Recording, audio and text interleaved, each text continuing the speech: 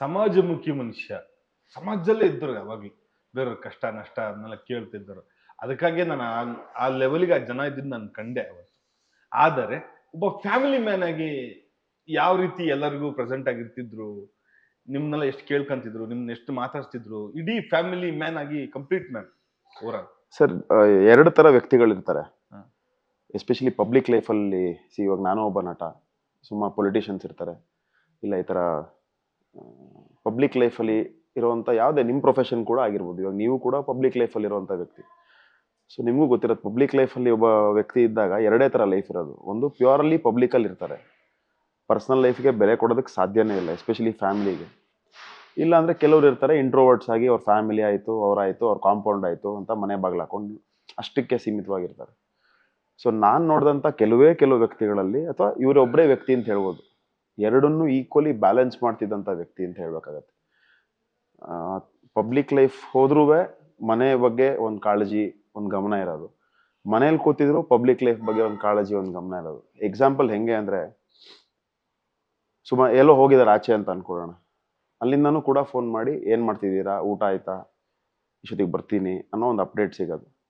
ಅಥವಾ ಇವಾಗ ನಾನೆಲ್ಲೋ ಶೂಟಿಂಗ್ ಹೋಗ್ತಾ ಇದ್ದೀನಿ, ಅಥವಾ ಯಾವುದೋ ಊರಿಗೆ ಹೋಗ್ತಾ ಇದ್ದೀನಿ ಅಂದರೆ ಎವ್ರಿ 1 ಅವರ್ಗೆ ಫಾಲೋ ಅಪ್ ಮಾಡೋರು. ಯಾವ ಊರಲ್ಲಿದ್ದೀರಾ, ಓಕೆ. ಈ ಊರಲ್ಲಿದ್ದೀರಾ, ಓಕೆ. ಈ ಊರಲ್ಲಿದ್ದೀರಾ, ಓಕೆ. ಊಟಕ್ಕಲ್ಲೇ ಹೇಳ, ಓಕೆ. ತಿಂಡಿಗಿಲ್ಲೇ ಹೇಳ, ರೂಮ್ಗಲ್ಲೇ, ಆ ಥರ ಪ್ರತಿಯೊಂದು ಹಂತದಲ್ಲೂ ಒಂದು ಫಾಲೋ ಅಪ್ ಇರೋದು. ಸೊ ಅಷ್ಟು ಒಬ್ಬ ಫ್ಯಾಮಿಲಿಯಿಂದ ಆಚೆ ಹೋಗ್ತಿದ್ದಾರೆ ಅಂದರೂ ಫಾಲೋ ಅಪ್ ಇರೋದು. ಇವ್ರು ಆಚೆ ಹೋದ್ರು ಫ್ಯಾಮಿಲಿ ಜೊತೆಗೆ ಫಾಲೋ ಅಪ್ಪಲ್ಲಿ ಇಟ್ಕೊಂಡಿರೋದು. ಹಾಗೆ ಅವರ ಫ್ಯಾನ್ಸ್ ಜೊತೆಗಿರ್ಬೋದು, ಅವರ ಬೆಂಬಲಿಗರ ಜೊತೆಗಿರ್ಬೋದು, ಅಥವಾ ಅವ್ರು ಏನು ಪಬ್ಲಿಕ್ ಲೈಫ್ ಅನ್ನೋದಿತ್ತು, ಯಾರ್ಯಾರು ಮೀಟ್ ಮಾಡ್ತಾಯಿದ್ರು ಅವ್ರ ಜೊತೆಗೂ ಕೂಡ ಅಷ್ಟೇ ಒಳ್ಳೆ ಒಡನಾಟ ಇಟ್ಕೊಂಡಿದ್ರು.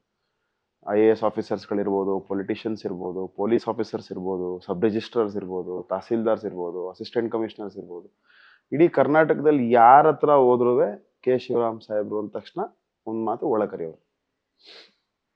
ಸೊ ಆ ಮಟ್ಟಕ್ಕೆ ಪಬ್ಲಿಕ್ ಲೈಫಲ್ಲಿ ಮತ್ತು ಪರ್ಸ್ನಲ್ ಲೈಫಲ್ಲಿ ಒಂದು ಅಟ್ಯಾಚ್ಮೆಂಟ್ ಇಟ್ಕೊಂಡವ್ರು. ಸೊ ನಾನು ನೋಡಿಲ್ಲ, ಯಾಕೆಂದರೆ ನಾನು ಒಂದು ಕ್ಷಣಕ್ಕೆ ಎಲ್ಲರೂ ಆಚೆ ಶೂಟಿಂಗ್ ಅಂತ ಹೋದಾಗ, ಇಲ್ಲ ಎಲ್ಲೋ ಹೋದಾಗ ಒಂದು ಕ್ಷಣಕ್ಕೆ ಮರೆಯೋ ಸಾಧ್ಯತೆ ಇರುತ್ತೆ. ಮನೆಯಿಂದ ಫೋನ್ ಬಂದ ತಕ್ಷಣ ಅಯ್ಯೋ ಫೋನ್ ಮಾಡಿಲ್ವಲ್ಲ, ಮಾಡಬೇಕಾಗಿತ್ತು ಅನ್ನೋ ಅಂತ ಅನಿಸುತ್ತೆ. ಬಟ್ ಅವ್ರು ಹಂಗಲ್ಲ. ಟೈಮ್ ಅಂದರೆ ಕರೆಕ್ಟಾಗಿ ಆ ಟೈಮಿಗೆ ಫೋನ್ ಬರೋದು, ಫಾಲೋ ಅಪ್ಸ್ ಇರೋದು, ಎಲ್ಲಿದ್ದಾರೆ ಅಂತ ಅವರು ತಿಳಿಸೋರು, ಎಲ್ಲಿದ್ದಾರೆ ಅಂತ ತಿಳ್ಕೊಳ್ಳೋರು. ಸೊ ಆ ಥರ ಎರಡೂ ಪರ್ಫೆಕ್ಟಾಗಿ ಬ್ಯಾಲೆನ್ಸ್ ಮಾಡ್ತಿದ್ದಂಥ ಒಂದು ಕಂಪ್ಲೀಟ್ ವ್ಯಕ್ತಿತ್ವ ಅಂತ ಹೇಳಬೇಕಾಗತ್ತೆ. ನಿಮಗೆ ಅವರ ಪರಿಚಯ ಆಗಿದ್ದು ಹೇಗೆ, ಅವರನ್ನು ನೀವು ಫೇಸ್ ಮಾಡಿದ ಮೊದಲು ಹೆಂಗೆ, ಮತ್ತು ಅವರ ಬಾಂಧವ್ಯ ವೃದ್ಧಿ ಆಗಿದೆ? ಮೊದಲು ಅವ್ರನ್ನ ನೋಡಿದ್ದು ಹೆಂಗೆ ಅಂದರೆ, ಅಫ್ಕೋರ್ಸ್ ಸಿನಿಮಾಲಿ ನೋಡಿದ್ದೆ. ಅವಾಗಿನ್ನೂ ನಾನು ತುಂಬ ಚಿಕ್ಕವನು. ಅದಾದ ನಂತರ ಈ ಪೇಪರಲ್ಲಿ ಆರ್ಟಿಕಲ್ಸು, ನ್ಯೂಸಲ್ಲಿ ಈ ಥರ DC ಯಾಕೆ ಹಿಂಗೆ ಮಾಡಿದ್ರಂತೆ, ಹಂಗೆ ಮಾಡಿದ್ರಂತೆ ಅನ್ನೋದು ನ್ಯೂಸಲ್ಲಿ ಬರೋದಲ್ಲ. ಎಸ್ಪೆಷಲಿ ಒಂದು ನ್ಯೂಸ್ ಸೆನ್ಸೇಷನ್ ಆಗಿತ್ತು. ಚಿತ್ರದುರ್ಗದಲ್ಲಿ ಒಬ್ಬ ವ್ಯಕ್ತಿನ 10 ವರ್ಷ ಕಟ್ಟಾಕ್ಬಿಟ್ಟು ಅವನಿಗೆ ಗಡ್ಡ ಎಲ್ಲ ಬಂದು ಒಂದು ಮನೆ ಒಳಗಡೆ ಕೂಡಾಕ್ಬಿಟ್ಟಿದ್ರು, ಆಸ್ತಿಗೋಸ್ಕರ ಅವನ್ನ ಆಚೆ ಬಿಡಬಾರ್ದು ಅಂತ.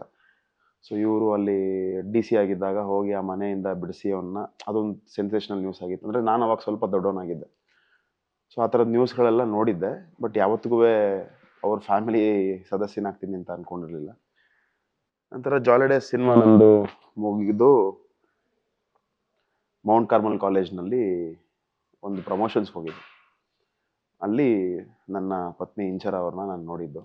ಸೊ ನೋಡಿ ಹಾಗೆ ಒಂದು ಫ್ರೆಂಡ್ಶಿಪ್ಪಿಂದ ಸ್ಟಾರ್ಟ್ ಆಯಿತು. ನಾನು ಚಿಂಗಾರಿಗೆ ಶೂಟಿಂಗ್ ಹೋಗಬೇಕಿತ್ತು ಸ್ವಿಟ್ಜರ್ಲ್ಯಾಂಡ್ಗೆ. ಸೊ ಅವಾಗ ಡೈರೆಕ್ಟ್ರು, ಪ್ರೊಡ್ಯೂಸರ್ ಎಲ್ಲ ನನ್ನ ಪಾಸ್ಪೋರ್ಟ್ನ ಕೇಳಿದ್ರು, ಸ್ವಿಟ್ಜರ್ಲ್ಯಾಂಡ್ಗೆ ಶೂಟಿಂಗ್ ಹೋಗಬೇಕು ಅಂತ. ಪಾಸ್ಪೋರ್ಟ್ ಕೊಟ್ಟೆ, ನೋಡಿದ್ರೆ ಇನ್ 3 ಡೇಸಲ್ಲಿ ಎಕ್ಸ್ಪೈರಿ ಇತ್ತು. So minimum 6 months expiry date ಒಳಗಡೆ ಇತ್ತು ಅಂದರೆ ಟ್ರಾವೆಲ್ ಮಾಡೋದಕ್ಕೆ ಬಿಡೋದಿಲ್ಲ. ಬಟ್ ನಮಗೆ ಕಾಲಾವಕಾಶ ಇದ್ದಿದ್ದು ಕೇವಲ 12 ದಿನ. ಇನ್ನು 12 ದಿನದಲ್ಲಿ ನಾವು ಹೊರಡಬೇಕಿತ್ತು. ಅಂದರೆ ಒಂದು ಸುಮಾರು 3 ರಿಂದ 4 ದಿನದೊಳಗಡೆ ಪಾಸ್ಪೋರ್ಟು ರಿನ್ಯೂವಲ್ ಆಗಲೇಬೇಕಿತ್ತು. ಸೊ ಅವಾಗ ನನ್ನ ವೈಫ್ಗೆ ತಂದೆ ಇಂಥವ್ರು ಅಂತ ಗೊತ್ತಿತ್ತಲ್ಲ. ಅವಾಗಿನ್ನೂ ನಾವೇನು ಸ್ನೇಹಿತರಾಗಿದ್ವಿ ಅಂದರೆ ಒಂದು ಮಟ್ಟಕ್ಕೆ ಸ್ನೇಹಕ್ಕಿಂತ ಒಂದು ಮಟ್ಟ ಮುಂದಕ್ಕೆ ಹೋಗಿತ್ತು.